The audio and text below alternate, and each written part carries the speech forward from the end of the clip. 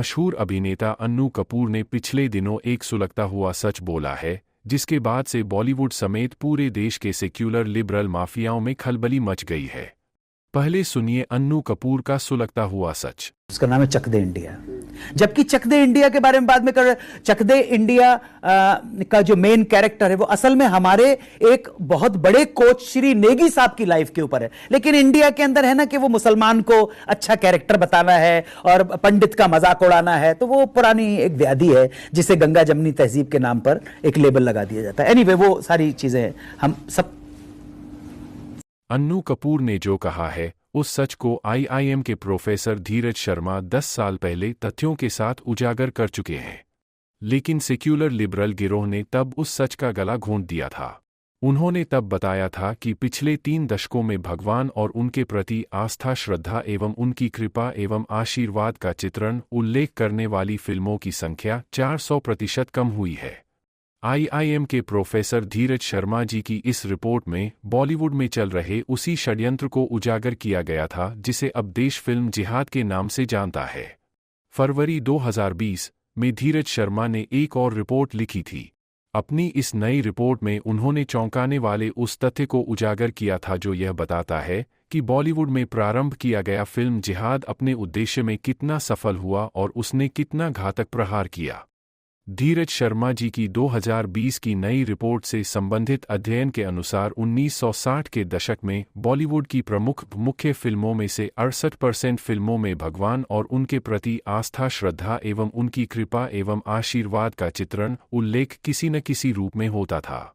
लेकिन 1970 के दशक में यह घटकर 62% हो गया तथा 1980 के दशक में यह घटकर 60% हुआ। लेकिन इस फिल्म जिहाद का असली खेल 1990 से शुरू हुआ और इस दशक में बॉलीवुड की प्रमुख मुख्य फिल्मों में भगवान और उनके प्रति आस्था, श्रद्धा एवं उनकी कृपा एवं आशीर्वाद का चित्रण उल्लेख करने वाली फिल्मों का प्रतिशत घटकर 42% हो गया। सन 2000 के दशक में यह घटकर 20% हुआ और 2010 के दशक में यह घटकर 12% हो चुका है। इस आंकड़े के मायने समझ रहे हैं आप? इस आंकड़े का अर्थ यह है कि पिछले 30 वर्षों के दौरान बॉलीवुड की प्रमुख मुख्य फिल्मों में भगवान और उनके प्रति आस्था, श्रद्धा एवं उनकी कृपा एवं आशीर्वाद का चित्रण उल्लेख करने वाली फिल्मों की संख्या में 400%, जी हां 400% की कमी हुई। धीरज शर्मा जी की यही रिपोर्ट यह भी बताती है कि पिछले 3 दशकों के दौरान हिंदू धर्म की आलोचना, निंदा करने वाली फिल्मों की संख्या में भारी वृद्धि हुई है।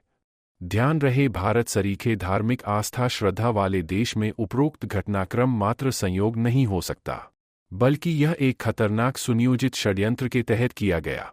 यह षड्यंत्र क्यों किया जा रहा है? इसका जवाब भी अगस्त 2015 को प्रकाशित हुई धीरज शर्मा जी की पहली रिपोर्ट ही देती है। धीरज शर्मा जी की 2015 की रिपोर्ट में बॉलीवुड की 20 उन फिल्मों का भी अध्ययन किया गया जिनको पाकिस्तान में भी रिलीज किया गया था। इनमें से 90% यानी 18 फिल्मों में पाकिस्तान की सरकार को खराब लेकिन पाकिस्तान में रहने वाले मुसलमानों को बहुत मिलनसार, उदार, बहुत शांतिप्रिय तथा सहृदय दिखाया बताया गया, लेकिन भारत में रह रहे हिंदुओं को रूढ़िवादी, कट्टर, संकुचित मानसिकता वाला दिखाया बताया गया। धीरज शर्मा जी के अनुसार उन्होंने स्कूल जाने वाले 150 बच्चों का जब सर्वे किया तो 94% बच्चों ने यह माना कि फिल्मों में जो दिखाया जा रहा है वो सच है। ध्यान रहे कि धीरज शर्मा जी के इस सर्वे का विषय उनकी रिपोर्ट के यह निष्कर्ष भी थे कि बॉलीवुड की फिल्मों में दर्शाए जाने वाले बदचलन चरित्रहीन महिला पात्रों में 78% को ईसाई दिखाया जाता है, 74% फिल्मों में सिखों को मजाक का पात्र दिखाया जाता है, 62% फिल्मों में भ्रष्ट व्यवसायियों को वैश्य जाति का, 58% फिल्मों में भ्रष्ट नेताओं को हिंदू ब्राह्मण जाति का दिखाया गया, लेकिन 88% फिल्मों में मुसलमानों को बहुत ईमानदार और धार्मिक भावनाओं से ओतप्रोत धर्मभीरू दर्शाया गया। यहाँ तक कि फिल्म में यदि मुसलमान को अपराधी भी दिखाया गया तो भी उसे बहुत धार्मिक और ईमानदार ही दर्शाया गया। अतः जो सुलगता हुआ सच आज अन्नू कपूर ने सामने आकर साहस के साथ बोला है, उस सच की, यानी कि फिल्म जिहाद की जड़ें 1970 के दशक से जमना शुरू हुई थीं। आज सच पूरी प्रखरता के साथ मुखर होकर हमारे सामने आ चुका है।